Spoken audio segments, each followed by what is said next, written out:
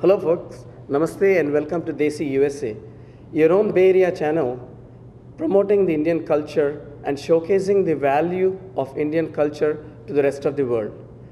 Yesterday, June 21st, 2008 was a historical day not only for the non-resident Indians who are based out of the Bay Area, but also for the Indians all over India and the world community to be very proud of. It was a day when our folks established a world record, which was acknowledged as a worthy event in Guinness Book of World Records in the form of a Kuchipudi presentation, which was presented by over 318 dancers, all dancing at once on a single platform.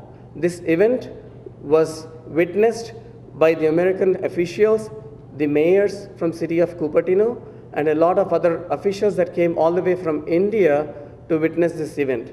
And amongst the judges for these events were none other than the legendaries who have created the dance form of India called Kuchipudi, which is a jewel in the crown of Indian style of dances.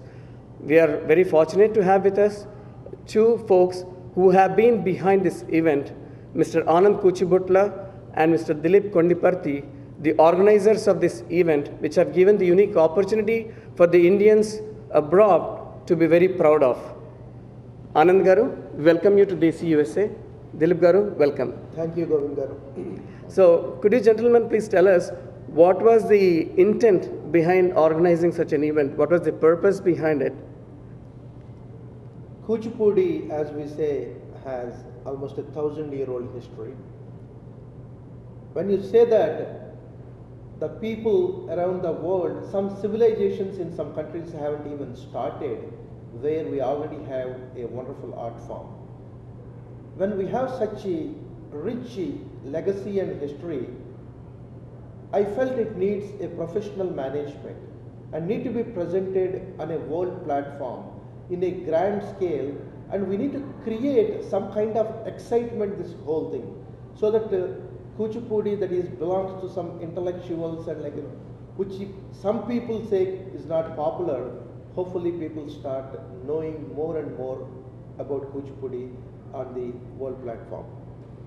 And one more thing, Govindji, is this Kuchipudi art form haven't been embraced with the kind of attention it needs and with the kind of concentration it needs and the devotion as a dance form. As ANANDJI explained, it's an ancient dance form and we need to respect that. So one of the things you were mentioning about the awareness part of it, by giving the awareness, kids, especially the second generation kids who are growing up here, definitely can relate their roots to the culture. So it's not just giving a show. What we want to do is create an atmosphere to perpetuate the culture through the generations. See, that is one of the opportunities what this convention is about. And also we would like to showcase the legends because they are the inspiration and the motivation. Right. So obviously there cannot be any better event of this magnitude where you could really motivate the youngsters these days. They should not be pushed into an art form because their parents like it or because their parents were not able to achieve it, so they want to force upon that art form into their younger kids. So I think the organizing programs of this stature and magnitude where the kids get an opportunity to meet with the legends themselves on a one-on-one basis, then I'm sure it will be very inspiring for them to undertake it. But fortunately or unfortunately, I think we are stuck with the language barrier for the younger generations. Like since such pure art forms like Kuchipudi or Kathak or any of the Indian classical dances, for example, require you to have an in-depth knowledge of the mythology, the art form, and the language. Language plays such an important role. So could you please tell us, as an organization, I understand that the Silicon Valley has certain schools that teach the Telugu language, which are being promoted by Silicon Andhra.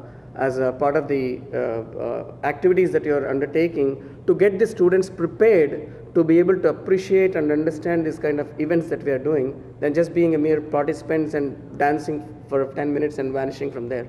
So could you please highlight on the other angle of it? Silicon Andhra started 7 years ago. Organizations come and do programs, lot of times with no clear purpose, and they don't know really who are their target audience, and they don't know what the philosophy of the organization, and sometimes even not know what they want to achieve. Silicon Andhra, I strongly believe, has a tremendous brain power. We want to do everything in a structured, professional fashion. Are we successful completely in doing that? May not be there at the gold standard of it, but definitely we are making a direction, moving in that right direction. Said that, when we want to teach a language, in this case Telugu, to our kids, it need to be done in such a fashion where kids are excited. Silicon Andhra started teaching this language in such a way where the kids are excited and there is some kind of progression. You just sit at home and say you learn alphabet. So what after? Kids always love to progress. So if there is some kind of, okay, they have achieved this level and then they go to the next level.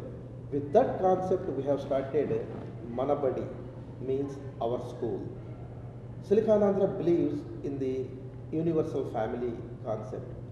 With that, Indians are migrating for almost 70, 80 years to United States.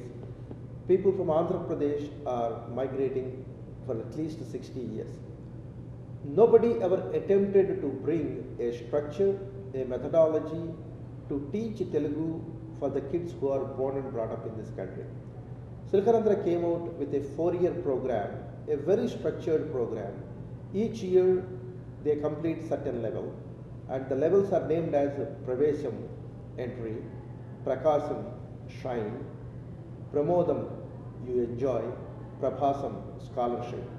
So you would learn by the 4th year all the grammar and should be able to really write poetry, metered poetry in Telugu. If we could achieve that goal, I think we have accomplished a lot.